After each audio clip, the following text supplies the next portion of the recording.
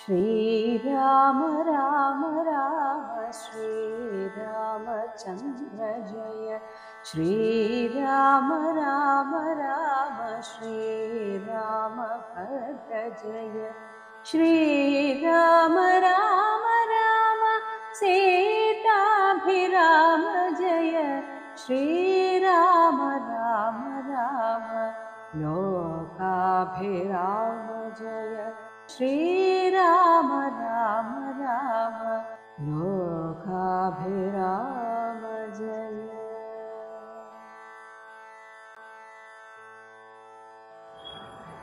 സമ്പാദിവാക്യം.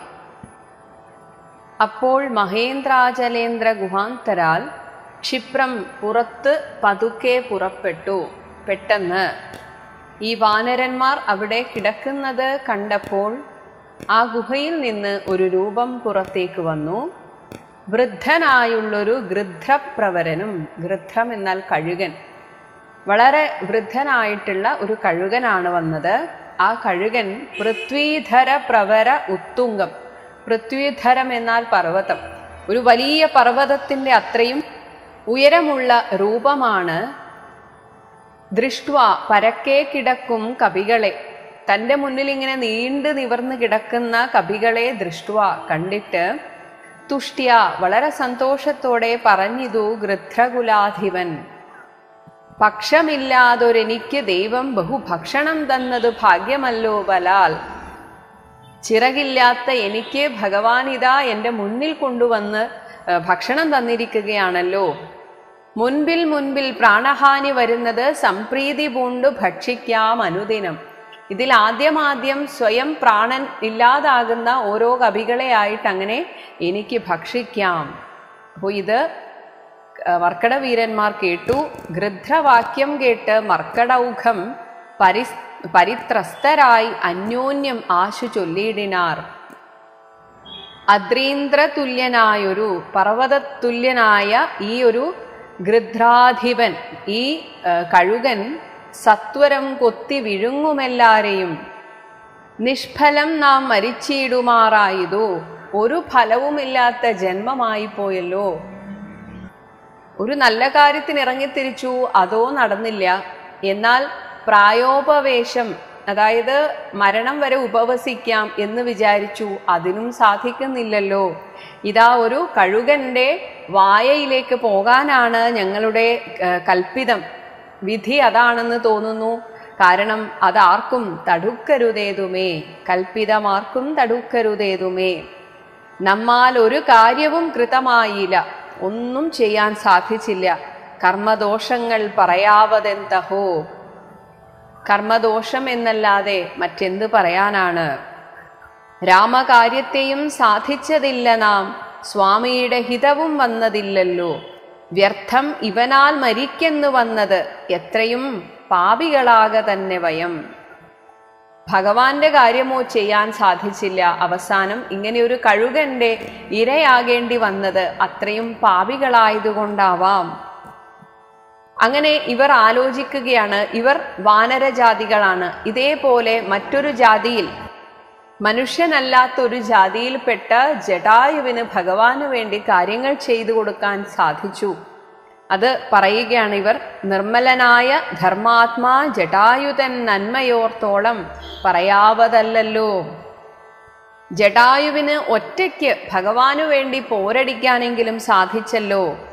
വർണ്ണിപ്പതിന് പണിയുണ്ട് അവനുടെ പുണ്യമോർത്താൽ മറ്റൊരുത്തർക്ക് കിട്ടുമോ.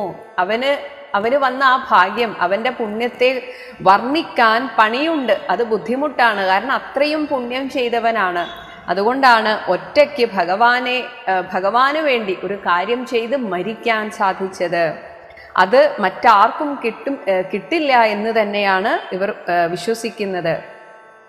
ശ്രീരാമകാര്യാർത്ഥമാശു മരിച്ചവൻ ചേരുമാറായിതു രാമപാദാംബുജേ.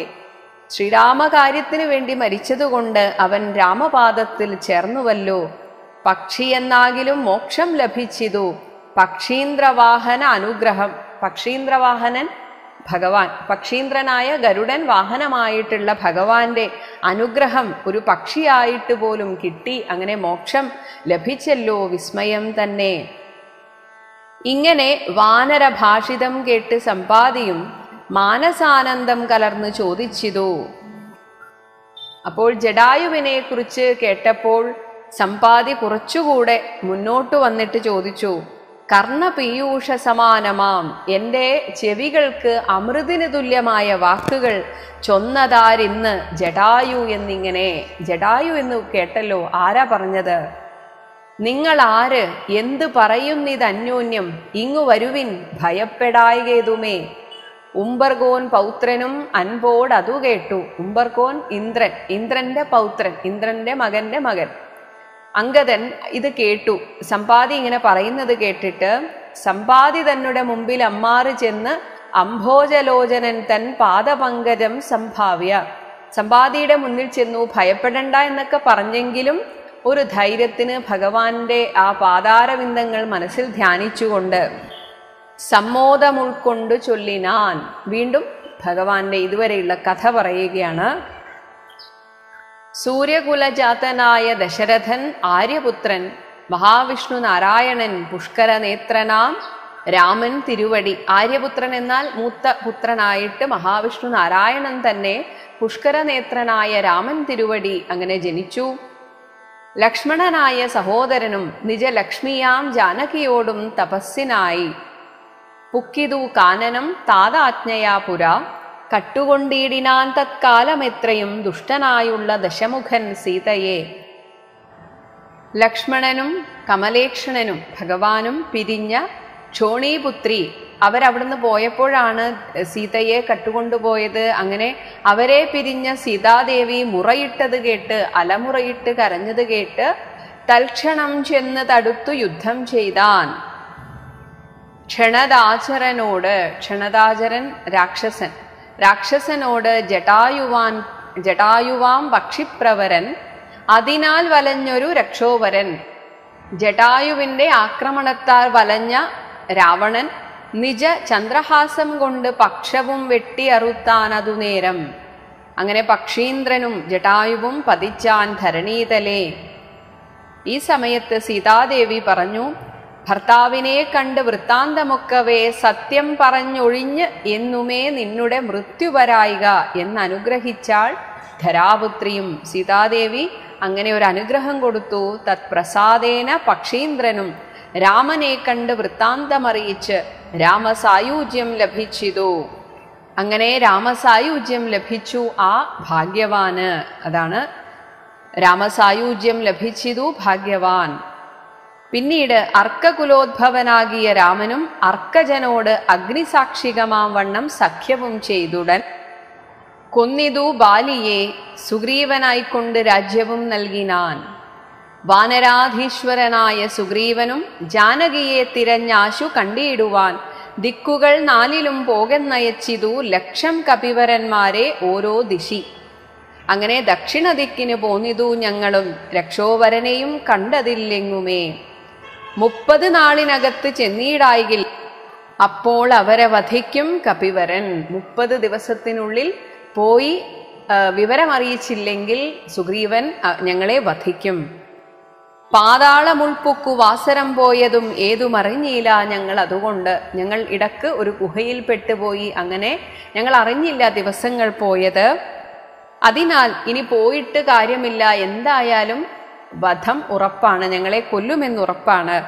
അതിനാൽ ദർഭ വിരിച്ചു കിടന്നു മരിപ്പതിനപ്പോൾ ഭവാനെയും കണ്ടുകിട്ടി ബലാൽ. അങ്ങനെയാണ് സമ്പാദിയോട് പറയുകയാണ്, ഇപ്പോൾ നിങ്ങളെ കണ്ടുമുട്ടിയത്. ഏതാനുമുണ്ടറിഞ്ഞിട്ട് നീ എങ്കിലോ സീതാവിശേഷം പറഞ്ഞു തരേണമേ. അങ്ങേക്കറിയാമോ സീതയെ കുറിച്ച് എന്തെങ്കിലും? ഞങ്ങളുടെ പരമാർത്ഥ വൃത്താന്തങ്ങൾ ഇങ്ങനെയുള്ളോന്ന് നീ അറിഞ്ഞിടടോ. ഇതാണ് ഞങ്ങളുടെ വിശേഷം. താരേയ വാക്കുകൾ കേട്ട് സമ്പാദിയും ആരൂഢമോദം അവനോട് ചൊല്ലിനാൻ. എന്നിട്ട് പറയുകയാണ്, ഇഷ്ടനാം ഭ്രാതാവെനിക്ക് ജടായു. ജടായു എനിക്ക് ഏറ്റവും ഇഷ്ടമുള്ള എൻ്റെ അനുജനാണ്. ഞാൻ ഒട്ടുനാളുണ്ട് ഇവനോട് പിരിഞ്ഞതും, കുറേ നാളായി അവനെ പിരിഞ്ഞിട്ട്. ഇന്ന് അനേകായിരം വത്സരം കൂടി ഞാൻ എന്നുടെ സോദരൻ വാർത്ത കേട്ടിടിനേൻ. ജടായുവിനെ കുറിച്ചൊരു വാർത്ത ഞാൻ ഒരുപാട് കാലത്തിന് ശേഷം കേട്ടു. എന്തായാലും മരിച്ചു എന്നറിഞ്ഞതിനാൽ എന്നുടെ സോദരനായി ഉദകക്രിയക്ക് എന്നെ എടുത്ത് ജലാന്തികയെ കൊണ്ടുപോയി നിങ്ങൾ ചെയ്യിപ്പിൻ ഉദകകർമാദികൾ, ഉദകകർമ്മ ചെയ്യാൻ എന്നെ അനുവദിക്കുക, എന്നെ സഹായിക്കുക. നിങ്ങൾക്ക് വാക് സഹായം ചെയ്വനാശു, ഞാൻ വാക്കുകൊണ്ട് നിങ്ങളെ സഹായിക്കാം. അപ്പോൾ അവനെ എടുത്ത് കപികളും അബ്ധിതീരത്ത് വെച്ചിടിനാൻ ആദരാൽ. അങ്ങനെ സമുദ്രതീരത്ത് കൊണ്ടുവന്ന് വെച്ചു. ഗുഹയിലായിരുന്നു സമ്പാദി. തത്സലിലെ, ആ സമുദ്രജലത്തിൽ കുളിച്ച് അഞ്ജലിയും നൽകി. അനുജനായിട്ടുള്ള ഉദകക്രിയൊക്കെ ചെയ്തിട്ട് വത്സനാം ഭ്രാതാവിനായിക്കൊണ്ട് സാദരം സ്വസ്ഥാനദേശത്തിരുത്തിനാർ. പിന്നെയും വീണ്ടും ഗുഹയുടെ അവിടെ കൊണ്ടുവന്ന് കവികൾ കൊണ്ടുവന്ന് ഇരുത്തി. ഉത്തമന്മാരായ വാനരസഞ്ചയം. അങ്ങനെ സ്വസ്ഥനായി സമ്പാദി ജാനകി തന്നുടെ വൃത്താന്തമാശു പറഞ്ഞു തുടങ്ങിനാൻ. പിന്നീട് പറഞ്ഞു, ഞാൻ വാക്സഹായം ചെയ്യാമെന്ന്. അങ്ങനെ പറയുകയാണ്. തുങ്കമായിടും ത്രികൂടാചലോപരി, വളരെ ഉയരത്ത് നിൽക്കുന്ന ത്രികൂടപർവ്വതം, അവിടെയാണ് ലങ്കാപുരി. ലങ്കാപുരിയുണ്ട്, മധ്യേ സമുദ്രമായി, സമുദ്രമധ്യത്തിലാണ് ഇത്. അപ്പോൾ ഇതൊരു ദ്വീപ് പ്രദേശമാണ്. തത്ര മഹാ അശോകകാനനെ ജാനകി നക്തഞ്ജരീജന മധ്യേ വസിക്കുന്നു. രാക്ഷസ സ്ത്രീകളുടെ ഇടയിലായിട്ട് സീതാദേവി അങ്ങനെ അശോകവനിയിൽ ഇരിക്കുന്നു. ദൂരം ഒരു 100 യോജനയുണ്ടത്, നേരെ നമുക്ക് കാണാം ഗൃദ്ധനാകയാൽ. ഒന്ന്, അത്രയും ഉയരമുണ്ട് ഈ കഴുകന്, സമ്പാദിക്ക്. പിന്നെ കഴുകന്മാരുടെ കണ്ണുകൾക്ക് അത്രയും ശക്തിയുണ്ട്, എത്ര ദൂരെയുള്ള വസ്തുക്കളും കാണാം. അപ്പോൾ സമ്പാദി പറയുകയാണ്, എനിക്കിവിടെ നിന്നുകൊണ്ട് കാണാം അവിടെ അശോകവനിയിൽ സീതയിരിക്കുന്നത്. സാമർഥ്യമാർക്കത് ലംഘിപ്പതിൻ അവൻ ഭൂമിതനൂജയെ കണ്ടുവരും ധ്രുവം. ഈ 100 യോജന കടക്കാൻ ആർക്ക് സാമർഥ്യമുണ്ടോ അവൻ ഭൂമിതനൂജയായ സീതയെ കണ്ടുവരും. മാത്രമല്ല, ഇപ്പോൾ രാവണനോട് സമ്പാദിക്കും ഒരു പകയായി, സോദരനെ കൊന്ന ദുഷ്ടനെ കൊല്ലണം, ഏതൊരു ജാതിയും എന്ത് വന്നാലും ശരി ആ രാവണനെ കൊല്ലണം. എനിക്കാണെങ്കിൽ പക്ഷവുമില്ലമേ, എനിക്കിപ്പോൾ ചിറകില്ലാതെ പോയി, അല്ലെങ്കിൽ ഞാൻ പോയി ചെയ്തേനെ. എങ്ങനെയായാലും യത്നേന, പ്രയത്നിച്ചായാലും നിങ്ങൾ കടക്കണം ആശു പോയി രത്നാകരം. ഈ രത്നാകരം സമുദ്രം കടന്നിട്ട് നിങ്ങൾ അവിടെ എത്തണം. എന്നിട്ട് വിവരങ്ങളൊക്കെ നേരിട്ട് കണ്ടിട്ട് തിരിച്ചു വന്ന് പിന്നെ വന്ന് രഘൂത്തമനോട് കാര്യങ്ങൾ പറയുക. രാവണൻ തന്നെയും നിഗ്രഹിക്കും ക്ഷണാൽ. പിന്നീട് രാമചന്ദ്രൻ വേണ്ടത് ചെയ്തുകൊള്ളും. ഏവം ഇതിന് വഴിയെന്ന് നിർണയം. ഇതാണ് ഇതിനൊരു വഴി. രത്നാകരം ശതയോജന വിസ്തൃതം യത്നേന ചാടിക്കടന്ന് ലങ്കാപുരം പുക്ക് വൈദേഹിയെ കണ്ട് പറഞ്ഞുടൻ ഇക്കരെ ചാടിക്കടന്ന് വരുന്നതും തമ്മിൽ നിരൂപിക്കണം. ഇത് കേട്ടപ്പോൾ വാനരന്മാർ പരസ്പരം പറയുകയാണ്, ഇനി അടുത്ത പദ്ധതി, ഇനി അടുത്ത ചർച്ച എന്താണ്? ആരാണ് ഈ സമുദ്രം ചാടിക്കടക്കുക? രത്നാകരം ശതയോജന വിസ്തൃതം യത്നേന ചാടിക്കടന്ന് ലങ്കാപുരം പുക്കു വൈദേഹിയെ കണ്ട് പറഞ്ഞുടൻ ഇക്കരെ ചാടിക്കടന്ന് വരുന്നതും തമ്മിൽ നിരൂപിക്കുക. ആര് ചെയ്യുമെന്നതിനെ കുറിച്ച് നമുക്കൊരു ചർച്ച ചെയ്യാം, നമുക്ക് ചർച്ച നടത്താം നാം എന്നൊരുമിച്ച് തമ്മിൽ അന്യോന്യം പറഞ്ഞു തുടങ്ങിനാർ. സമ്പാദി തന്നുടെ പൂർവവൃത്താന്തങ്ങൾ അൻപോട് വാനരന്മാരോട് ചൊല്ലിനാൻ. ഇപ്പോൾ സീതാവിശേഷം പറഞ്ഞു കഴിഞ്ഞിട്ട് ഇനി സമ്പാദിയും ജടായുവും തമ്മിൽ ഉണ്ടായിരുന്ന ആ ബന്ധത്തെക്കുറിച്ചും ഇപ്പോൾ സമ്പാദിക്ക് സംഭവിച്ചത്, എങ്ങനെയാണ് ഈ പക്ഷം കരിഞ്ഞുപോയത്, ഇങ്ങനെയുള്ള കാര്യങ്ങളെക്കുറിച്ച് വാനരന്മാരോട് പറയുകയാണ്. ഞാനും ജടായുവാം ഭ്രാതാവുമായി പുരാ മാനേന ദർപ്പിത മാനസന്മാരുമായി, ഞങ്ങൾക്ക് വളരെ ഉയരത്തിൽ പറക്കാനുള്ള കഴിവുള്ളതിനാൽ ഒരു അഹങ്കാരം രണ്ടുപേർക്കും ഉണ്ടായിരുന്നു. അങ്ങനെ ദർപ്പിത മാനസന്മാരായിട്ട് ഞങ്ങൾ വേഗബലങ്ങൾ പരീക്ഷിപ്പതിന് അതിവേഗം പറന്നിതു മേൽപോട്ട് ഞങ്ങളും. മാർത്താണ്ഡമണ്ഡല പര്യന്തം ഉത്പതിച്ചു, സൂര്യമണ്ഡലത്തിന്റെ അത്രയും ഞങ്ങൾ ഉയർന്നു പൊങ്ങി. എന്നാൽ ആർത്തരായി വന്നു ദിനകര രശ്മിയാൽ. പക്ഷെ അവിടെ എത്തും തോറും സൂര്യരശ്മിയാൽ ഞങ്ങൾ രണ്ടുപേരും ക്ഷീണിച്ചു. പെട്ടെന്ന് എന്നേക്കാൾ ഉയരത്തിലായിരുന്ന ജടായുവിൻ്റെ പക്ഷങ്ങളിൽ തൽക്ഷണേ തീയും പിടിച്ചിതനുജന് പക്ഷപുടങ്ങളിൽ. അവന്റെ പക്ഷത്തിന് തീ പിടിച്ചപ്പോൾ അപ്പോൾ അവനെ ഞാൻ രക്ഷിപ്പതിന് ഉടൻ പിന്നിലാക്കിയിടിനേൻ. അങ്ങനെ ഞാൻ അവനേക്കാൾ ഉയർന്നു പൊങ്ങിയിട്ട് അവനെ എൻ്റെ ചിറകിനടിയിൽ സംരക്ഷിച്ചു. അപ്പോഴേക്കും പക്ഷം കരിഞ്ഞു ഞാൻ വീണിതു ഭൂമിയിൽ. എൻ്റെ 2 പക്ഷങ്ങളും കരിഞ്ഞ് ഞാൻ ഭൂമിയിൽ വീണു. എന്നാൽ പക്ഷദ്വയത്തോട് വീണാൻ അനുജനും. ജടായുവിൻ്റെ പക്ഷങ്ങൾക്ക് വലിയ കേടുപാടുകളൊന്നും സംഭവിച്ചില്ല. അങ്ങനെ പക്ഷങ്ങളോടുകൂടെ തന്നെ ജടായുവും താഴെ വന്നു. പക്ഷികൾക്കാശ്രയം പക്ഷമല്ലോ നിജം. പക്ഷമില്ലെങ്കിൽ പിന്നെ പക്ഷിയായി ജീവിച്ചിരുന്നിട്ട് എന്ത് കാര്യം? അവർക്ക് ആശ്രയം പക്ഷമാണല്ലോ. ഇങ്ങനെ വീണതിൻ്റെ ആഘാതത്തിൽ വിന്ധ്യാചലേന്ദ്ര ശിരസി വീണിടിനേൻ. അന്ധനായി 3 ദിനം കിടന്നിടിനേൻ. മോഹാലസ്യപ്പെട്ട് 3 ദിവസം ഞാൻ കിടന്നു. പ്രാണശേഷത്താൽ ഉണർന്നൊരു നേരത്ത്, എന്നാൽ പ്രാണൻ എന്നിൽ ശേഷിക്കുന്നതിനാൽ ഞാൻ 3 ദിവസം കഴിഞ്ഞ് ഉണർന്നു. കാണായതു ചിറകും കരിഞ്ഞിങ്ങനെ. ദിഗ്ഭ്രമം പൂണ്ടു ദേശങ്ങൾ അറിയാഞ്ഞു. എവിടെയാ വീണത് എന്നൊന്നും മനസ്സിലായില്ല. അങ്ങനെ വിഭ്രാന്ത മാനസനായി ഉഴന്നങ്ങനെ ചെന്നേൻ നിശാകര താപസൻ തന്നെ പുണ്യാശ്രമത്തിന് പൂർണ്ണ ഭാഗ്യോദയാൽ. അങ്ങനെ നിശാകര മുനിയുടെ അടുത്ത് ഞാൻ ചെന്നു. നടന്നു ചെല്ലുകയാണ്. കണ്ടു മഹാമുനി ചൊല്ലിനാൻ എന്നോട്, പണ്ടു കണ്ടുള്ള അറിവ് നിമിത്തമായി. എന്നെ പണ്ട് പരിചയമുള്ളത് കൊണ്ട് മുനി ചോദിച്ചു, എന്തു സമ്പാദേ വിരൂപനായി വന്നതിന് എന്തു മൂലം? ഇതാരാൽ അകപ്പെട്ടതും? എത്രയും ശക്തനായോരു നിനക്കിന്ന് ദഗ്ധമാവാൻ എന്ത് പക്ഷം? പറക നീ, എന്താണ് നിന്റെ ചിറക് കരിഞ്ഞു പോയത്? എന്താ സംഭവിച്ചത് എന്നത് കേട്ട് ഞാൻ എന്നോട് വൃത്താന്തം ഒന്നൊഴിയാതെ മുനിയോട് ചൊല്ലിനേൻ.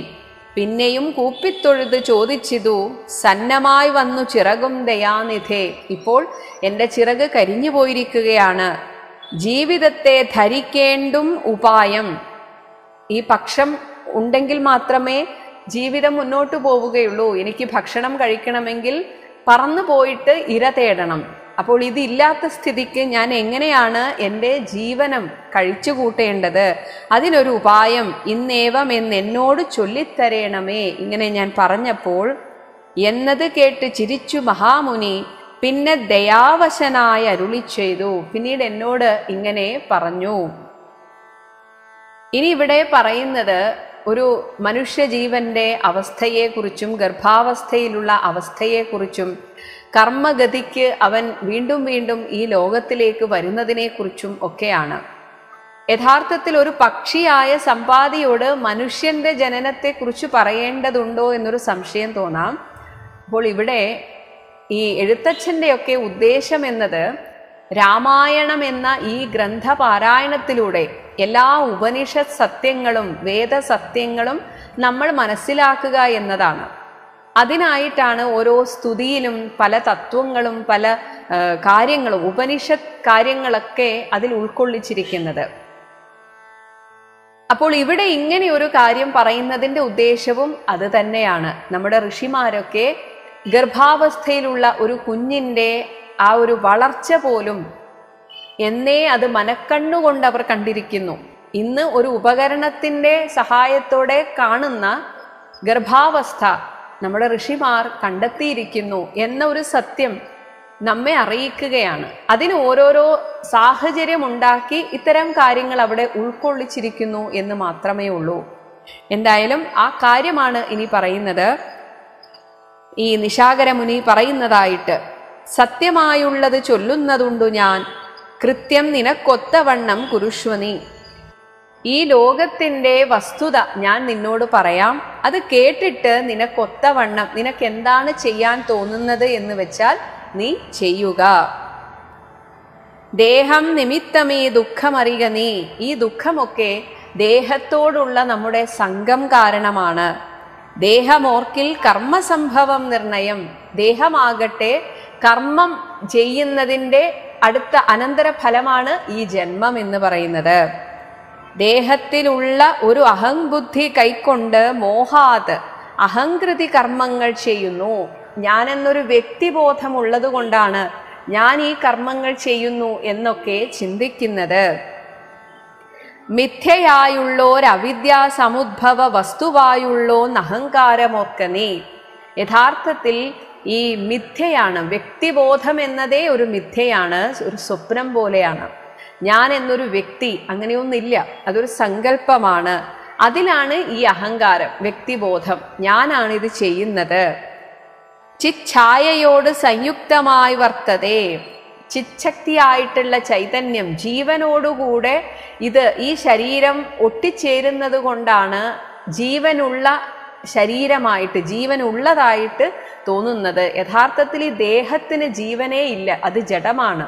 പക്ഷെ ജീവനോട് ചേരുന്നത് കൊണ്ട് ഈ ശരീരവും മനസ്സുമൊക്കെ ഉണ്മ ഉള്ളതായിട്ട് തോന്നുകയാണ്. ഏതുപോലെ തപ്തമായുള്ളോരയ പിണ്ഡവത് സദാ. തപ്തമായിട്ടുള്ള ചുട്ടുപഴുത്ത അയപ്പിണ്ഡം, ഒരു ഇരുമ്പിൻ കഷ്ണത്തിൽ എങ്ങനെയാണോ അഗ്നി നിലനിൽക്കുന്നത് അതുപോലെ. തേന ദേഹത്തിന് താതാത്മ്യയോഗേന താൻ ഒരു ചേതനവാനായി ഭവിക്കുന്നു.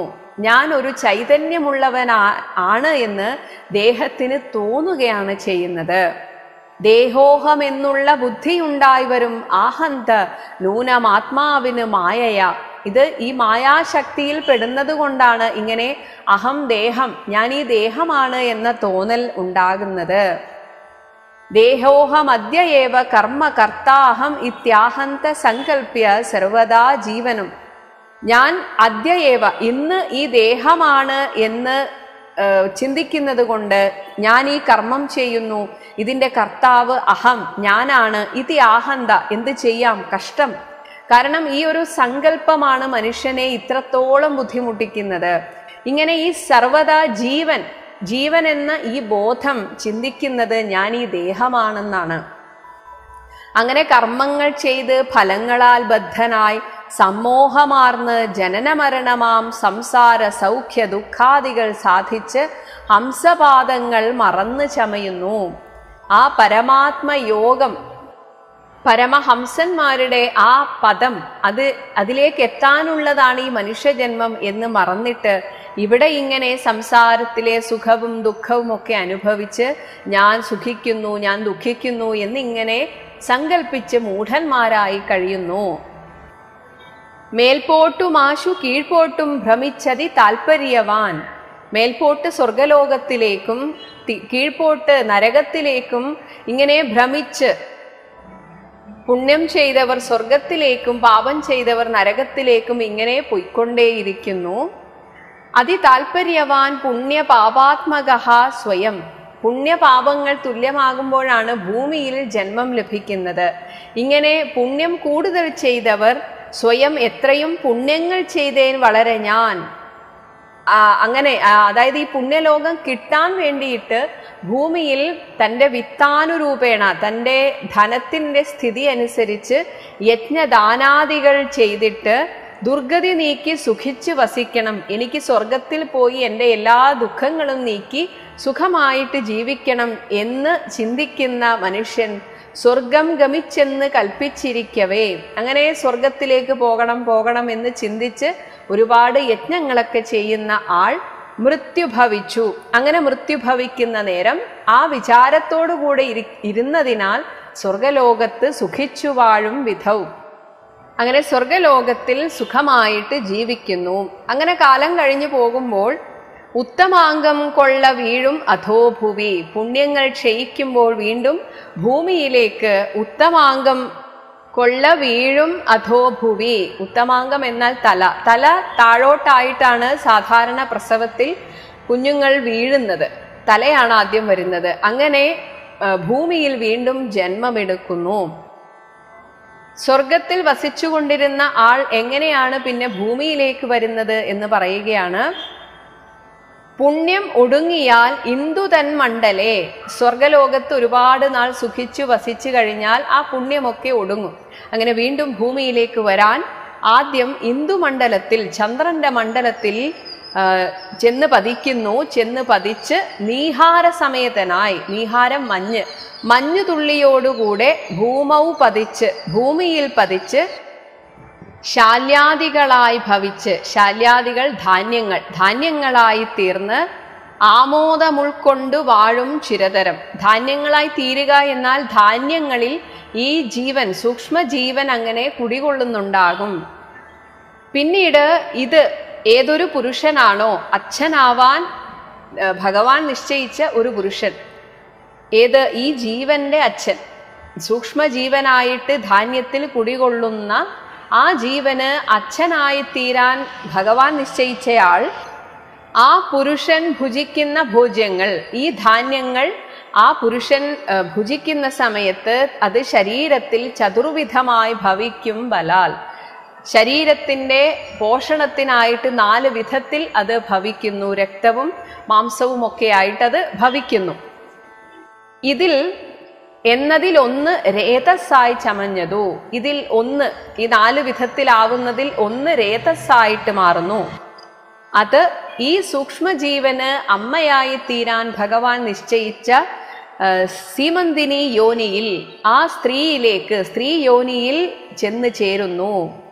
അവിടെ യോനി രക്തത്തോട് സംയുക്തമായി വന്ന്, അങ്ങനെ ഈ സൂക്ഷ്മജീവൻ യോനിയിലെ രക്തത്തോട് സംയുക്തമായി വന്ന് താനേ ജരായു പരിവേഷ്ടിതം, ജരായു എന്നാൽ ഒരു ചർമ്മം, ഭ്രൂണത്തെ പൊതിഞ്ഞിരിക്കുന്ന ചർമ്മം, അങ്ങനെ പരിവേഷ്ടിതമായി ഏകദിനേന കലർന്ന് കലലമായിട്ട്, ആദ്യം ഒരു കലലം, കലങ്ങിയ വെള്ളം പോലെയാണ് ആ ഭ്രൂണം ആദ്യം ഇരിക്കുക.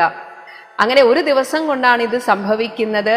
ഏകീഭവിച്ചാൽ അതും പിന്നെ മെല്ലവേ പഞ്ചരാത്രം കൊണ്ട്, 5 രാത്രി എന്നാൽ 5 ദിവസം കൊണ്ട് ബുദ്ബുദാകാരം, ഒരു കുമിള പോലെ ആയിത്തീരുന്നു. 5 ദിനം കൊണ്ട് പിന്നെ യഥാക്രമം മാംസപേശിത്വം ഭവിക്കും. മാംസവും പേശികളുമൊക്കെ മെല്ലെ ഉണ്ടായി തുടങ്ങുന്നു. മാസ അർദ്ധകാലേന, മാസത്തിന്റെ അർത്ഥം പകുതി ദിവസം, 15 ദിവസം. 15 ദിവസം കൊണ്ട് പിന്നെയും മെല്ലവേ പേശി രുധിര പരിപ്ലുതമായി വരും. പേശി ചോരയാൽ നനയ്ക്കപ്പെടും. ചോരയും നീരുമുള്ള ശരീരമായി തീരുന്നു. ആശു തസ്യാം അങ്കുരോൽപത്തിയും വരും. പിന്നീട് കഴുത്ത്, തല, തോൾ, നട്ടെല്ല്, വയറ് എന്നീ 5 വിധത്തിലുള്ള അവയവങ്ങൾ ക്രമത്തിൽ ഇങ്ങനെ ഒരു മുള പൊട്ടുന്നത് പോലെ അതങ്ങനെ പൊട്ടി വികസിക്കുന്നു. ഇത് പിന്നെയൊരു 25 രാത്രിയാൽ, അതായത് 25 ദിവസം കഴിയുമ്പോഴാണ് ഇങ്ങനെയൊരു മുള പൊട്ടുന്നത്, ഓരോരോ അവയവങ്ങളായിട്ട് വേർതിരിഞ്ഞ് വരുന്നത്. പിന്നെയൊരു 3 മാസേന സന്ധികൾ അംഗങ്ങൾ തോറും ക്രമേണ ഭവിച്ചിടുന്നു. പിന്നീട് 2 മാസം കൊണ്ട് ക്രമേണ 2 കൈകൾ, 2 കാലുകൾ, ഇടതും വലതുമുള്ള വാരിയെല്ലുകൾ, അരക്കെട്ട്, കാൽമുട്ടുകൾ, ഇങ്ങനെ സന്ധികൾ ഉണ്ടാകുന്നു. പിന്നീട് അങ്കുലീജാലവും 4 മാസത്തിനാൽ, പിന്നെ 4-ാം മാസത്തിലാണ് വിരലുകൾ പതുക്കെ ഉണ്ടായി മുളച്ച് ഉണ്ടാവുന്നത്. ദന്തങ്ങളും നഖപംക്തിയും ഗുഹ്യവും സന്ധിക്കും നാസിക കർണനേത്രങ്ങളും 5 മാസം കൊണ്ട്. 5-ാം മാസത്തിൽ മൂക്ക്, കാതുകൾ, കണ്ണുകൾ എന്നിവ ഉണ്ടാകുന്നു. ഒപ്പം തൊണ്ണ്, നമ്മുടെ തൊണ്ട, നഖങ്ങൾ, ഗുഹ്യേന്ദ്രിയം, ജനനേന്ദ്രിയം ഇവയൊക്കെ 5-ാം മാസത്തിൽ തന്നെ ഉണ്ടാകുന്നു. ഷഷ്ഠമാസേ, 6-ാം മാസത്തിൽ പുനഃ, പിന്നെ കിഞ്ചന പോലും പിഴയാതെ, ഇതിൽ യാതൊരു പിഴവുമില്ല, ദേഹിനാം, ദേഹികൾക്ക്, കർണയോഹോ ഛിദ്രം, കർണപുടങ്ങൾ അത് വികസിച്ചു വരുന്നു, അവിടെ ആ ദ്വാരം ഉണ്ടായി വരുന്നു, ഭവിക്കും അതിസ്ഫുടം. പിന്നെ മേഘ ഉപസ്ഥ നാഭി പായുക്കളും, പിന്നെയാണ് ലിംഗം, അതുപോലെ ഉപസ്ഥം, ജനനേന്ദ്രിയം, യോനി, നാഭി, പായു എന്നാൽ മലദ്വാരം, ഇവയൊക്കെ 7-മേ മാസി ഭവിക്കും. പുനരുടൻ ഗുപ്തമായോരു, അവിടെ ഉള്ളിൽ ഉണ്ടായിരുന്ന ശിരകേശരോമങ്ങൾ, തലയിലെ മുടി, അത് 8-മേ മാസി ഭവിക്കും. 8-ാം മാസത്തിൽ മുടി ശരീരത്തിൽ അത് ഉണ്ടാകുന്നു. പുനരഭി പുഷ്ടമായിടും ജഠരസ്ഥലാന്തേ, സ്ഥലാന്തരെ, അങ്ങനെ അമ്മയുടെ ഗർഭപാത്രം വികസിച്ചു വരുന്ന ആ സമയത്ത് 9-ാം മാസേ വളരും ദിനം പ്രതി കമ്പം കരചരണാദികൾക്കും, ഈ 9-ാം മാസമൊക്കെ ആവുമ്പോഴേക്കും കൈകളും കാലുകളുമൊക്കെ ഇളക്കിക്കൊണ്ടേയിരിക്കും. ഇനി വീണ്ടും പഞ്ചമമാസത്തിലെ 5ാം മാസത്തിലെ കാര്യം പറയുകയാണ്. ചൈതന്യവാനായി വരും അഞ്ജസാ ജീവൻ ക്രമേണ ദിനേ ദിനേ. ജീവൻ 5ാം മാസത്തിലാണ് കൂടുതൽ ചൈതന്യവത്തായി വരുന്നത്. ഇനി നാഭിസൂത്ര അല്പരന്ധ്രേണ മാതാവിനാൽ, അമ്മയുടെ പൊക്കിൾക്കൊടിയും കുഞ്ഞിൻ്റെ പൊക്കിൾക്കൊടിയും തമ്മിൽ ബന്ധിപ്പിച്ച് ആ ദ്വാരത്തിലൂടെ, നാഭിസൂത്രത്തിലെ അല്പരന്ധ്രേണ, ആ ചെറിയ സൂക്ഷ്മമായ ദ്വാരത്തിലൂടെയാണ് സാപേക്ഷമായ അമ്മ കഴിക്കുന്ന ഭക്ഷണത്തിൻ്റെ കഴിക്കുന്ന ഭക്ഷണത്തിൻ്റെ അന്നരസത്തിനാൽ വർദ്ധതേ ഗർഭകമായ പിണ്ഡം, അങ്ങനെ ആ ഗർഭത്തിലിരിക്കുന്ന പിണ്ഡം അത് ഭക്ഷിച്ചാണ് വളരുന്നത്. മുഹുഹു മൃത്യുവരാ നിജ കർമ്മബലത്തിനാൽ. ഇങ്ങനെ ആ ഗർഭത്തിനുള്ളിലെ സ്ഥിതി നമുക്ക് ചിന്തിച്ചാൽ മനസ്സിലാകും. ഒരു വെളിച്ചവുമില്ലാത്ത അവസ്ഥ, ഒരു ദ്വാരവും ഇല്ല പുറത്തേക്ക്. ഇങ്ങനെ ഒരു അവസ്ഥയിൽ സ്വാഭാവികമായും മരിച്ചു പോകാവുന്നതാണ്. പക്ഷേ എന്തുകൊണ്ട് മരിക്കുന്നില്ല? നിജ കർമ്മബലത്തിനാൽ. അവൻ ഈ ഭൂമിയിൽ ജനിക്കേണ്ടവനാണ് എന്ന് ഭഗവാൻ നിശ്ചയിച്ചിട്ടുണ്ടെങ്കിൽ അവൻ ഗർഭാവസ്ഥയിൽ മരിക്കുന്നില്ല. ഇനി അവിടെ കിടന്ന് ഈ ജീവൻ പൂർവജന്മങ്ങളും കാമങ്ങളും നിജം സർവകാലം നിരൂപിച്ചു ആ ജീവന് തൻ്റെ പൂർവജന്മത്തെക്കുറിച്ചൊക്കെ ഓർമ്മയുണ്ടാകും എന്നാണ് പറയുന്നത്. അപ്പോൾ ഇതുവരെയുള്ള കാര്യങ്ങളൊക്കെ ശാസ്ത്രം കണ്ടുപിടിച്ചു. പക്ഷേ ഇനി പറയാൻ പോകുന്നത് ശാസ്ത്രത്തിന് കണ്ടുപിടിക്കാൻ സാധിക്കില്ല. കാരണം അത് വളരെ സൂക്ഷ്മമായ വികാരങ്ങളാണ്. എന്നാൽ ഇതെല്ലാം കണ്ടെത്തിയ ഋഷിമാർ ഇതും കൂടെ പറഞ്ഞിട്ടുണ്ടെങ്കിൽ ഇതും സത്യമാണ്.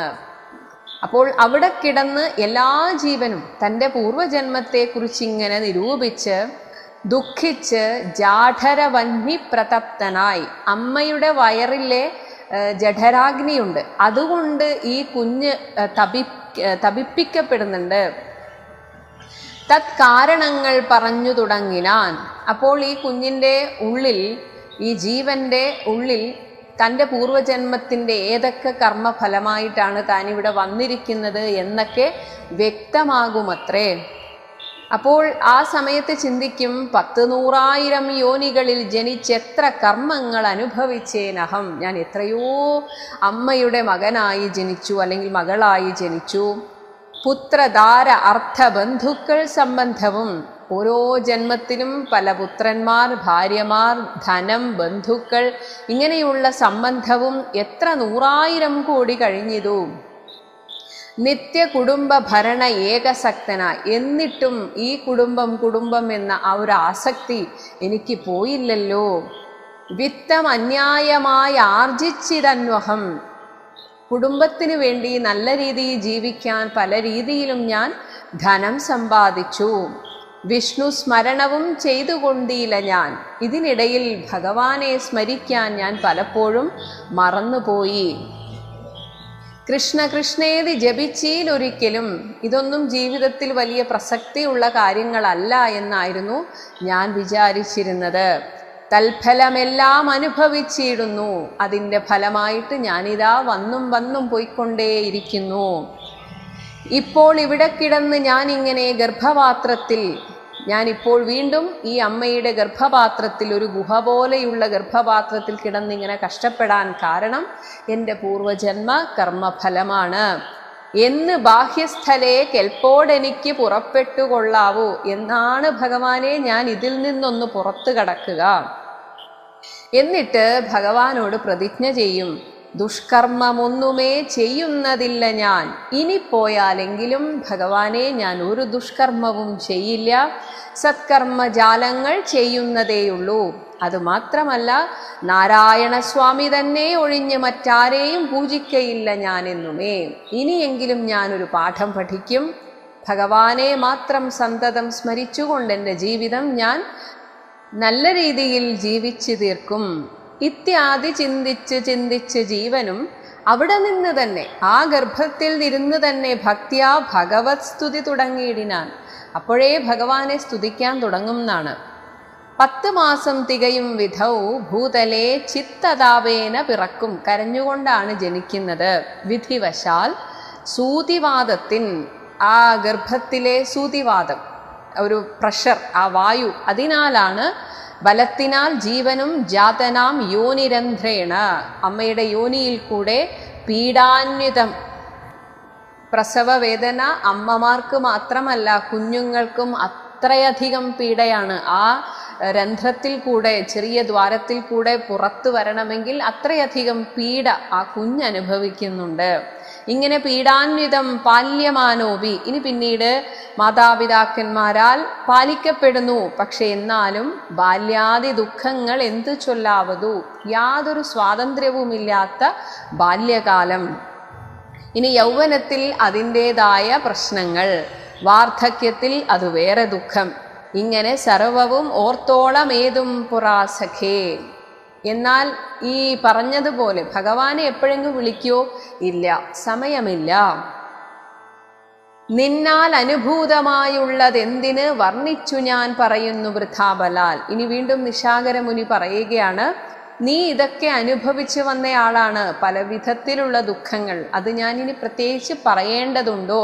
അപ്പോൾ ഭഗവാന് കൊടുത്ത പ്രതിജ്ഞയൊക്കെ മറന്നിട്ട് മുജ്ജന്മങ്ങളിൽ എങ്ങനെ കഴിഞ്ഞുവോ അതേപോലെ തന്നെ വീണ്ടും വീണ്ടും ഈ ലോകത്തിൽ ഇങ്ങനെ കറങ്ങിക്കളിക്കുന്നു. ദേഹോഹമെന്നുള്ള ഭാവനയാ മഹാമോഹേന, ഞാൻ ഈ ദേഹമാണെന്ന ചിന്ത ഉള്ളിടത്തോളം സുഖം ദുഃഖം ഇങ്ങനെ മാറി മാറി വരും. ഗർഭവാസാദി ദുഃഖങ്ങളും ജന്തുവർഗ ഉദ്ഭവനാശവും ദേഹമൂലം സഖേ. ഇതൊക്കെ ഈ ദേഹത്തിനോടുള്ള അമിത ആസക്തി കൊണ്ടാണ്. സ്ഥൂല സൂക്ഷ്മാത്മക ദേഹദ്വയാത് പരം, സ്ഥൂലദേഹവും സൂക്ഷ്മദേഹവും ഇതിനൊക്കെ അപ്പുറത്ത് മേലേ ഇരിപ്പത് ആത്മാ പരൻ കേവലൻ, ഇതിനൊക്കെ അപ്പുറത്തുള്ള ആ ആത്മാവ് കേവല സ്വരൂപം.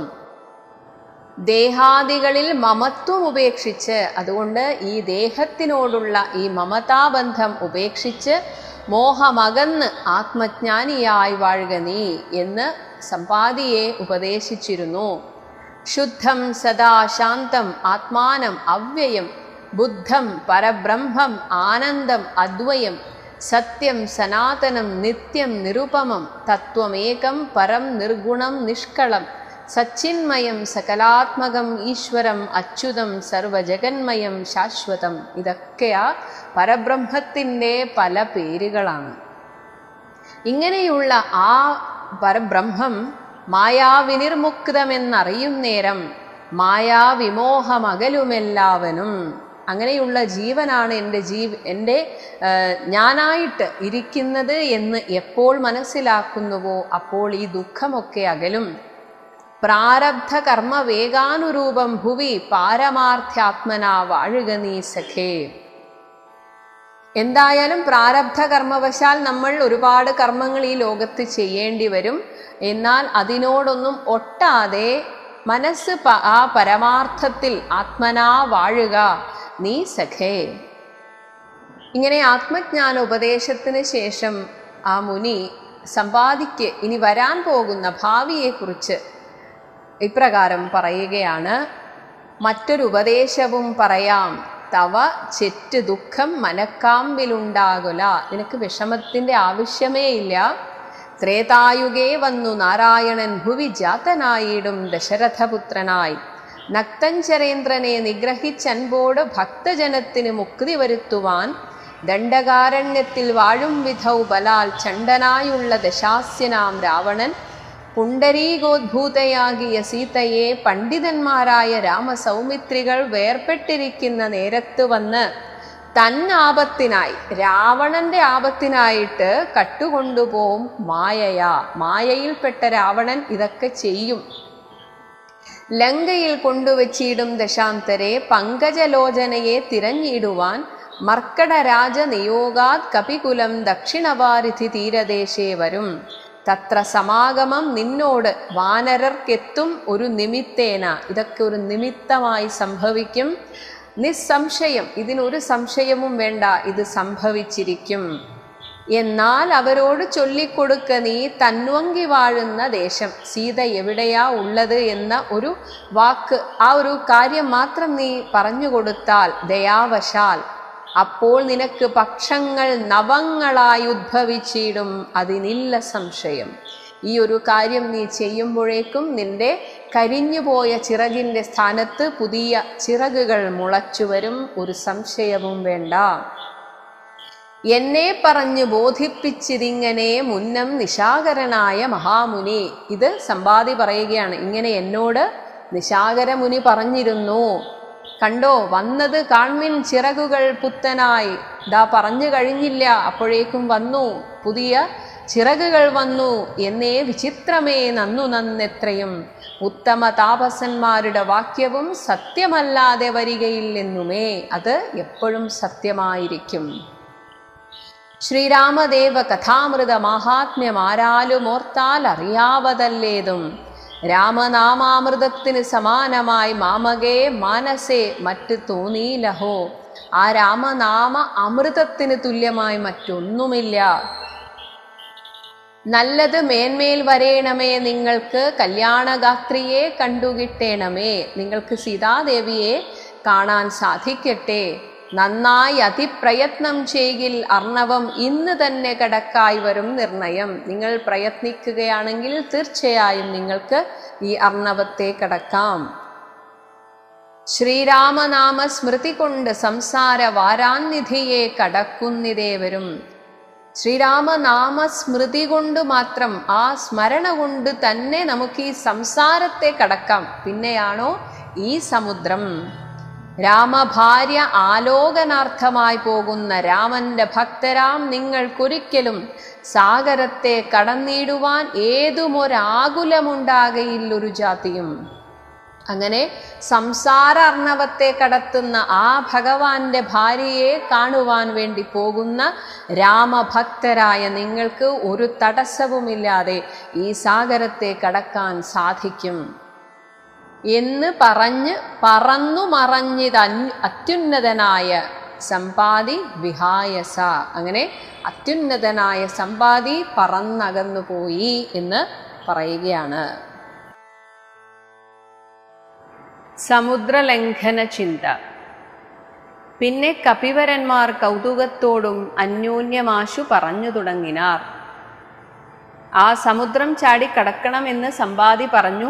പക്ഷെ എങ്ങനെ എന്നതിനെ കുറിച്ചാണ് ഒരു ധാരണയില്ലാത്തത്. അങ്ങനെ അവർ പറഞ്ഞ് പരസ്പരം പറയുകയാണ്. ഉഗ്രം മഹാനക്ര ചക്ര ഭയങ്കരം അഗ്രേ സമുദ്രം ആലോക്യ കപികുലം. അവർ കണ്ടു പേടിച്ചിരിക്കുകയാണ്. മഹാനക്രം, വലിയ മുതലകളുടെ, ചക്രം എന്നാൽ കൂട്ടം, ഭയങ്കരമായിട്ട് അഗ്രേ നമ്മുടെ മുന്നിൽ, സമുദ്രമാലോക്യ, അങ്ങനെ മുതലകൾ നിറഞ്ഞു നിൽക്കുന്ന ആ സമുദ്രത്തെ നോക്കിയിട്ട് കപികുലം ഇങ്ങനെ പറയുകയാണ്. എങ്ങനെ നാം ഇതിനെ കടക്കുന്നവാർ എങ്ങും മറുകര കാണുവാനുമില്ലല്ലോ. മറുകര കാണാത്ത ഇത് എങ്ങനെ കടക്കാനാണ്? ആവതല്ലാത്തത് ചിന്തിച്ച് ഖേദിച്ച് ചാവതിനെന്തവകാശം കവികളെ. അപ്പോൾ ഇവർ പറയുന്നത് ഇത് എന്തായാലും നടക്കുന്ന കാര്യമല്ല. വെറുതെ അതിനുവേണ്ടി പരിശ്രമിച്ച് ഖേദിച്ച് ചാവുന്നതിനേക്കാളും നല്ലത് നേരത്തെ പോലെ നമുക്ക് ഉപവാസം ചെയ്ത് മരിക്കുന്നത് തന്നെയാണ്. ശക്രതനയ തനൂജനാം അംഗദൻ മർക്കടനായകന്മാരോട് ചൊല്ലിനാൻ. ഇങ്ങനെ പറഞ്ഞ കവികളോട് അംഗദൻ ചോദിച്ചു, എത്രയും വേഗബലമുള്ള ശൂരന്മാർ, ശക്തിയും വിക്രമവും പാരമുണ്ടല്ലോ, നിങ്ങൾ എന്താണ് ഇങ്ങനെ നിരുത്സാഹപ്പെടുത്തുന്ന രീതിയിൽ സംസാരിക്കുന്നത്? എല്ലാവരും വളരെ വേഗബലമുള്ള ശൂരന്മാരാണ്, നിങ്ങൾക്ക് ശക്തിയുണ്ട്, വിക്രമം, അത്രയും പാരമെന്നാൽ അത്രയധികം വിക്രമമുള്ളവരാണ് നിങ്ങൾ എല്ലാവർക്കും. എന്നാൽ ഇവരിൽ വച്ചിങ്ങ് വന്ന് എന്നോടൊരുത്തൻ പറയണം, നിങ്ങൾക്ക് നിങ്ങളുടെ ശക്തിയെ അറിയാം, അത് എത്രയാണെന്ന് നിങ്ങളായിട്ട് തന്നെ എന്നോട് പറയണം. ഞാൻ ഇതിന് ആളെന്ന് അവനല്ലോ, എന്നെ കൊണ്ട് ഇത്രയും സാധിക്കുമെന്ന് ആരാണോ പറയുന്നത് അവൻ നമ്മുടെ പ്രാണനെ രക്ഷിച്ചു കൊള്ളുന്നതും ദൃഢം. അവനായിരിക്കും നമ്മുടെ എല്ലാവരുടെയും ജീവനെ രക്ഷിക്കുന്നത്. കാരണം ഒരാൾ ആ ഒരു പ്രവൃത്തി ചെയ്താൽ തന്നെ നമ്മൾ എല്ലാവരും രക്ഷപ്പെട്ടു. സുഗ്രീവ രാമ സൗമിത്രികൾക്കും ബഹുവ്യഗ്രം കളഞ്ഞ് രക്ഷിക്കുന്നതും അവൻ. ഞങ്ങളെ മാത്രമല്ല, അങ്ങനെ പോയി സീതയെ കണ്ടുപിടിക്കുന്നതിലൂടെ സുഗ്രീവനെയും രാമനെയും സൗമിത്രിയെയും ഒക്കെ ആശ്വസിപ്പിക്കുകയാണ് അവൻ ചെയ്യുന്നത്. അംഗദൻ ഇങ്ങനെ ചൊന്നത് കേട്ടവർ തങ്ങളിൽ നോക്കിനാരേവരും. ഒന്നും പറഞ്ഞീല ഒരുത്തരും. അംഗദൻ പിന്നെയും വാനരന്മാരോട് ചൊല്ലിനാൻ, ചിത്തെ നിരൂപിച്ചു നിങ്ങളുടെ ബലം പ്രത്യേകം ഉച്യതാം. നിങ്ങൾ പറയൂ, ഉദ്യോഗപൂർവകം. നിങ്ങൾക്ക് ആ ഒരു തിടുക്കം, നിങ്ങളുടെ വാക്കുകളിൽ ആ ഒരു ആത്മവിശ്വാസം ഞാൻ കാണണം. അപ്പോൾ ഓരോരുത്തരായി പറയാൻ തുടങ്ങി. ചാടാം എനിക്ക് ദശയോജന വഴി. പിന്നൊരാൾ പറഞ്ഞു, ചാടാം 20 എനിക്കെന്നൊരു കവി, 30 ചാടാം എനിക്കെന്ന് അപരനും, അപ്പടി 40 മറ്റേവനും, 50, 60, 70 മാമെന്നും 80 ചാടാം എനിക്കെന്നൊരുവനും, 90 ചാടുവാൻ ദണ്ഡമില്ലേകനെന്ന് അർണവമോ 100 യോജനയുണ്ടല്ലോ. 90 യോജന വരെ പോവാം, പക്ഷെ എന്ത് ചെയ്യാം, അത് അപ്പോഴും 100 യോജനയുണ്ടല്ലോ, അപ്പോൾ കാര്യമില്ല. ഈ കണ്ട നമ്മിലാർക്കും കടക്കാവതല്ലി കടൽ മർക്കടവീരരെ നിർണയം. നമുക്കാർക്കും ഈ കടൽ കടക്കാൻ സാധിക്കില്ല. മുന്നം ത്രിവിക്രമൻ 3 ലോകങ്ങളും ഛന്നനായി 3 അടിയായി അളക്കും വിധൗ. ഇവിടെ കൃതയുഗത്തിൽ നടന്ന ഒരു കാര്യം പറയുകയാണ്. ത്രിവിക്രമൻ വാമനാവതാരത്തിൽ ഭഗവാൻ 3 ലോകങ്ങളും ഛന്നനായി 3 ലോകങ്ങളെയും മറച്ചുകൊണ്ട് അങ്ങനെ വളർന്നു വലുതായ സമയത്ത് 3 അടിയായി അളക്കും വിധൗ യൗവനകാലെ, തൻ്റെ യൗവനകാലത്തിൽ പെരുമ്പറയും കൊട്ടി 37 വട്ടം, 3 ഗുണിതം 7 അതാണ് 37. അപ്പോൾ 21 വട്ടം വലത്ത് വെച്ചിടിനേൻ. ഭഗവാനെ ഇങ്ങനെ ചുറ്റിയിരുന്നു ഞാൻ. എന്നാൽ ഇപ്പോൾ വാർദ്ധക്യഗ്രസ്തനായേൻ ഇതാനീം. ഇപ്പോൾ ഞാൻ പ്രായമായി, വയസ്സനായി. ലവണാബ്ധി കടപ്പാനുമില്ല വേഗം മമ. എനിക്ക് സമുദ്രം കടക്കാനുള്ള വേഗം ഇപ്പോഴില്ല. ഇത് പറയുന്നത് ജാംബവാനാണ്. ഞാൻ 21 വട്ടം പ്രദക്ഷിണം ദാനവ അരിക്ക്, ദാനവ അരി ഭഗവാൻ, ഭഗവാന് ചെയ്തേൻ ദശമാത്രയാ 10 നിമിഷം കൊണ്ട്. കാലസ്വരൂപനാം ഈശ്വരൻ തന്നുടെ ലീലകൾ ഓർത്തോളം അത്ഭുതമെത്രയും. ആ കാലസ്വരൂപനായ ഈശ്വരൻ്റെ ലീലകളെ കുറിച്ച് എന്ത് പറയാനാണ്. അന്ന് ഭഗവാന്റെ അനുഗ്രഹത്താൽ എൻ്റെ പ്രായത്തിൻ്റെ ആ ഒരു ചുറുചുറുക്കും കൊണ്ട് എനിക്കതൊക്കെ ചെയ്യാൻ സാധിച്ചു. പക്ഷെ ഇന്ന് 100 യോജന പോലും എനിക്ക് ചാടിക്കടക്കാൻ സാധിക്കുന്നില്ല. ഇത്തം അജാത്മജൻ, ജനിക്കാത്ത, അതായത് സ്വയംഭൂവായിട്ട് ജനിച്ച ആളാണ് ബ്രഹ്മാവ്. അതുകൊണ്ടാണ് അജന്റെ ആത്മജൻ, ബ്രഹ്മാവിൻ്റെ മകൻ ജാംബവാൻ ചൊന്നതു കേട്ടതിന് ഉത്തരം വൃത്രാരി പൗത്രനും ചൊല്ലിനാൻ. അംഗദൻ ഇപ്രകാരം പറഞ്ഞു, അങ്ങോട്ടു ചാടാം എനിക്കെന്ന് നിർണയം, ഇങ്ങോട്ടു പോരുവാൻ ദണ്ഡമുണ്ടാകിലാം. എനിക്ക് 100 യോജന അങ്ങോട്ട് പോകാൻ സാധിക്കും, പക്ഷെ തിരിച്ചു വരാൻ എനിക്ക് സാധിക്കില്ല. സാമർഥ്യമില്ല മറ്റാർക്കുമെന്നാകിലും. സാമർഥ്യമുണ്ട് ഭവാൻ ഇതിനെങ്കിലും. ഭഗവാന് ഇതൊക്കെ വളരെ എളുപ്പമാണ്. പക്ഷേ എങ്കിലും നമ്മെ അയച്ചതിന് ഭൃത്യജനങ്ങൾ അയക്കയില്ലെന്നുമേ. എങ്ങനെയാണെങ്കിൽ ഭൃത്യരിലേകനുണ്ടാമെന്നതേ വരൂ. ഭഗവാൻ ഉറപ്പുണ്ട് ഞങ്ങളിൽ ആരോ ഇത് ചാടിക്കടക്കുമെന്ന്. അങ്ങനെ ആയതുകൊണ്ടാണ് ഞങ്ങളെ അയച്ചത്. അപ്പോൾ ഭഗവാന് നിശ്ചയമുണ്ടെങ്കിൽ നമ്മുടെ കൂട്ടത്തിൽ ആർക്കോ ഇത് സാധ്യമാണ്. ആർക്കുമേയില്ല സാമർഥ്യം.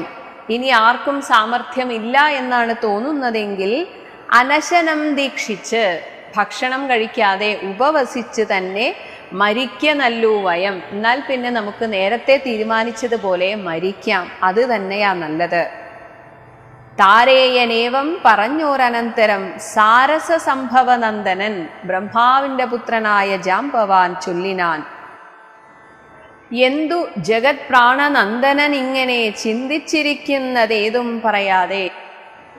ജഗത്തിന് പ്രാണനെ കൊടുക്കുന്ന വായു ഭഗവാന്റെ മകനായ ഹനുമാൻ ഇതെന്താണിങ്ങനെ ചിന്തിച്ചിരിക്കുന്നത് ഒന്നും പറയാതെ.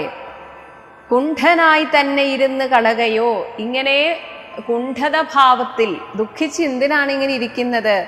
കണ്ടീല നിന്നെയൊഴിഞ്ഞ് മറ്റാരെയും, നിന്നെയാണ് ഭഗവാൻ കണ്ടിരിക്കുന്നത്, മറ്റാരെയുമല്ല.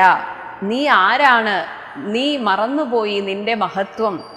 ദാക്ഷായണി ഗർഭപാത്രസ്ഥനായൊരു സാക്ഷാൽ മഹാദേവ ബീജമല്ലോ ഭവാൻ. ദാക്ഷായണി പാർവതി, പാർവതീ ദേവിയുടെ ഗർഭത്തിൽ അങ്കുരിച്ചവനാണ് നീ. സാക്ഷാൽ മഹാദേവന്റെ ബീജമാണ്. ഒരിക്കൽ പാർവതീ പരമേശ്വരന്മാർ വാനര രൂപമെടുത്ത് കളിച്ച് ചിരിച്ച് അങ്ങനെ രമിച്ച് നടക്കുന്നതിനിടയിൽ പാർവതീ ദേവി ഗർഭിണിയായി. എന്നാൽ പാർവതീ ദേവിക്ക് ഒരു വാനര ജന്മത്തിന്, വാനരൻ തൻ്റെ മകനായി ജനിക്കുന്നതിൽ താല്പര്യമില്ലായിരുന്നു. അപ്പോൾ മഹാദേവൻ ആ ഗർഭസ്ഥ ഭ്രൂണത്തെ തൻ്റെ യോഗമായ കൊണ്ട് തിരിച്ചെടുത്തിട്ട് വായുഭഗവാനെ ഏൽപ്പിച്ചു. വായുഭഗവാൻ ആ ഭ്രൂണത്തെ ഒരുപാട് കാലം തന്നിൽ തന്നെ സൂക്ഷിച്ചു എന്നാണ്. എന്നിട്ട് കാലമായപ്പോൾ അഞ്ജനാദേവിയുടെ ഗർഭത്തിൽ നിക്ഷേപിക്കുകയാണ് ചെയ്തത്. അങ്ങനെയാണ് അഞ്ജനാസുതനായത്, വായുതനയനായത്. യഥാർത്ഥത്തിൽ ശിവശക്തി ബീജമാണ് ഹനുമാൻ. പിന്നെ വാതാത്മജനാകയും ഉണ്ടവൻ തന്നോട് തുല്യൻ. ആ വായുഭഗവാന്റെ അതേ വേഗമുള്ളവനാണവൻ. ബലവേഗമോർക്കിലോ, അവന്റെ ബലവേഗം വായുഭഗവാന് തുല്യമാണ്. കേസരിയെ കൊന്നു താപം കളഞ്ഞൊരു കേസരിയാകിയ വാനരനാഥന്, ഒരു സിംഹത്തെ കൊന്ന് താപത്തെ ഇല്ലാതാക്കിയ വീരശൂര പരാക്രമിയായ കേസരി എന്ന വാനരനാഥൻ, ആ കേസരിയായിരുന്നു അഞ്ജനയുടെ ഭർത്താവ്. അങ്ങനെ പുത്രനായി അഞ്ജന പെറ്റുളവായൊരു സത്വഗുണപ്രധാനൻ ഭവാൻ കേവലം. ഇനി ഹനുമാന്റെ ജീവിതത്തിൽ ജനിച്ച ഉടനെ സംഭവിച്ചൊരു കാര്യത്തെക്കുറിച്ച് ഓർമ്മിപ്പിക്കുകയാണ്. അഞ്ജനാഗർഭച്യുതനായി അവനിയിൽ അഞ്ജസാ ജാതനായി വീണ നേരം ഭവാൻ. പ്രസവകാലം അടുത്ത സമയത്ത് പെട്ടെന്ന് അഞ്ജനയുടെ ഗർഭത്തിൽ നിന്ന് താഴെ ഭൂമിയിലേക്ക് വീണു. അങ്ങനെ വീണ ഉടനെ തന്നെ ആ ബാലൻ, അതായത് വാനരബാലൻ 500 യോജന മേൽപോട്ടു ചാടിയതും ഞാൻ അറിഞ്ഞിരിക്കുന്നതു മനസ്സേ. ജാമ്പവാൻ പറയുകയാണ്, ഓർമ്മയില്ലേ ഹനുമാനെ, നീ 500 യോജനയാണ് അന്ന് ചാടിയത്. എപ്പോൾ? കുഞ്ഞായിരിക്കുമ്പോൾ. അന്ന് ചണ്ഡകിരണൻ ഉദിച്ചു പൊങ്ങുന്നേരം, ചണ്ഡകിരണൻ സൂര്യൻ ഉദിച്ചു പൊങ്ങുന്നത് കണ്ടിട്ട് ആ മണ്ഡലം തന്നെ തുടുതുടെ കണ്ട്, സൂര്യമണ്ഡലം ഇങ്ങനെ ചുവന്നിരിക്കുന്നത് കണ്ട് പക്വമെന്നോർത്ത്, നീ അതൊരു പഴമാണെന്നോർത്ത് ഭക്ഷിപ്പാനടുക്കയാൽ ശക്രനുടെ വജ്രമേറ്റ് പതിച്ചതും. അങ്ങനെ സൂര്യമണ്ഡലത്തിലേക്ക് പോകുന്ന വഴിക്ക് ഐരാവതത്തെ കണ്ടപ്പോൾ ഐരാവതത്തെ ഉപദ്രവിക്കാൻ തുനിഞ്ഞു എന്നാണ്. അത് കണ്ടിട്ട് ഇന്ദ്രൻ തൻ്റെ വജ്രായുധം കൊണ്ട് ഈ കുഞ്ഞിൻ്റെ താടിയെല്ലിന് ഒരടിയടിച്ചു. അങ്ങനെ അടിച്ചതിനാൽ ദുഃഖിച്ച് മാരുതൻ, അച്ഛനായ മാരുതൻ, നിന്നെയും കൊണ്ടുപോയി പുക്കിതു പാതാളം, പാതാള ലോകത്ത് ഈ കുഞ്ഞിനെയും കൊണ്ടുപോയി കളഞ്ഞു. അപ്പോൾ ത്രിമൂർത്തികൾ 30 മുക്കോടി വാനവർ തമ്മൊടും, ലോകത്തിന് മുഴുവൻ പ്രാണനെ കൊടുക്കുന്ന വായുഭഗവാൻ ഇല്ലാതെയായപ്പോൾ ലോകം മുഴുവൻ ശ്വാസം മുട്ടിത്തുടങ്ങി. അതില്ലാതാക്കാൻ വേണ്ടിയിട്ട് ഈ 30 മുക്കോടി വാനവർ തമ്മൊടും ഉൽപ്പല സംഭവ പുത്രൻ, ഉൽപ്പല സംഭവൻ ബ്രഹ്മാവ്, ബ്രഹ്മാവിന്റെ പുത്രനായ നാരദൻ, ഇവരെല്ലാവരും കൂടെ ഈ വായുഭഗവാനെ പ്രസാദിപ്പിക്കാനായി പ്രത്യക്ഷമായി വന്ന് അനുഗ്രഹിച്ചിടിനാർ. ഈ കുഞ്ഞിനെ, വാനര കുഞ്ഞിനെ അനുഗ്രഹിച്ചു. മൃത്യുവരാ ലോകനാശം വരുമ്പോഴും, ഈ ലോകം നശിച്ചാലും നീ ചിരഞ്ജീവിയായിട്ടിരിക്കും. കൽപ്പാന്തകാലത്തുമില്ല മൃതി. ഇവിടെ കൽപ്പാന്തകാലം, പ്രളയം വന്ന് പ്രളയം സംഭവിച്ചാലും ഈ കുഞ്ഞിന് മരണമില്ല. കൽപ്പിച്ചതിനിളക്കം വരാ നിർണയം. ഇത് ഒരിക്കലും ഇളക്കം തട്ടാത്ത ഒരു തീരുമാനമാണ്. ഇങ്ങനെ ആംനായ സാരാർത്ഥമൂർത്തികൾ, വേദമൂർത്തികൾ ഒരു ദേവതമാരായി വന്നിട്ട് പറഞ്ഞു, നാംനാ ഹനുമാനിവനെന്ന് സാദരം. അവരാണ് നിനക്ക് പേരിട്ടത്. ഹനു എന്നാൽ താടിയെല്ല്, താടിയെല്ലിന് വജ്രായുധം പതിച്ചവൻ.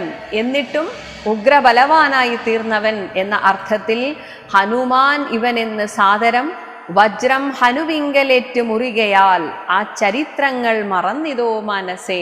ഹനുമാനോട് ചോദിക്കുകയാണ്, നീ മറന്നുപോയോ നിന്റെ വീരശൂര പരാക്രമങ്ങൾ? ഒരു കുഞ്ഞായിരിക്കുമ്പോഴേ നീ ഇത് ചെയ്തിട്ടുണ്ടെങ്കിൽ ഈ 100 യോജന നിനക്കൊരു ദൂരമാണോ? നിൻ കയ്യിലല്ലയോ തന്നത് രാഘവൻ അങ്കുലീയം, അതും എന്തിനെന്നോർക്ക നീ ഒന്ന് ആലോചിച്ചു നോക്കൂ. വേറെ ആർക്കും കൊടുക്കാതെ ശ്രീരാമചന്ദ്രൻ ആ അങ്കുലീയം നിനക്ക് തന്നിട്ടുണ്ടെങ്കിൽ ഭഗവാൻ ഒന്നും കാണാതെ ആയിരിക്കുമോ അത് തന്നത്?